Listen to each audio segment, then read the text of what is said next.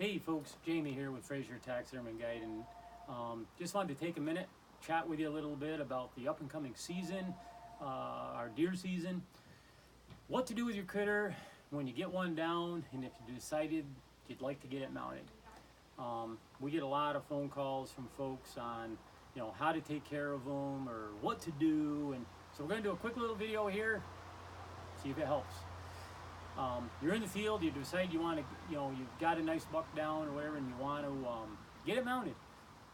So what I try to tell you, if you're not going to pack it out and you're going to drag it out, sometimes here in the Adirondacks that could be quite a drag. If you can, take a little care is to keep that head good and up off the ground. Many times we'll get a mount come in and it'll be missing a lot of hair in the shoulder area. Sometimes you just can't help it. And that's just from dragging them. Sometimes if it's by hand or a four-wheeler, that stuff's going to happen. We just deal with it. But if you can, keep it up or pack it out instead of dragging out, it could be better. You just do the best you can, with where you are. You get it out, you're going to truck it, and it's nice to show them off, but you want to be careful leaving them in the back of a truck too long. If it happens to be a warmer day, truck's running, believe it or not, that heat from the muffler, the heat gets inside that truck from the sun.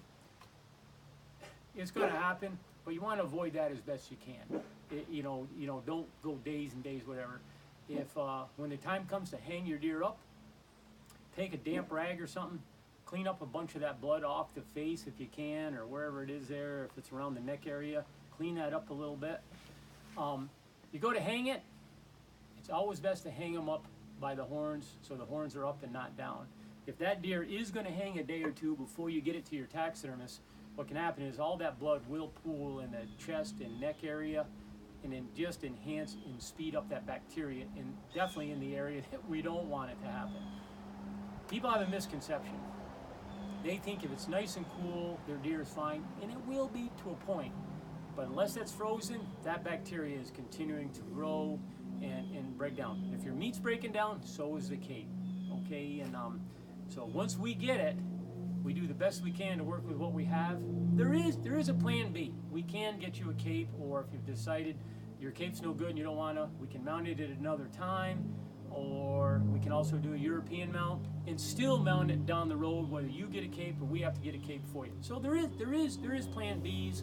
Just some people don't mind doing it that way. Where you hang it, a lot of people may have a meat pole outside. If that's exposed to the sun, or if it is where it's going to get rained on, all of these things speed up bacteria. If this is a special deer and you want to get it mounted, it never hurts to get it to the taxidermist, and you can still put your meat in a cooler or something and let it break down, but you don't want to let them hang any longer than you have to.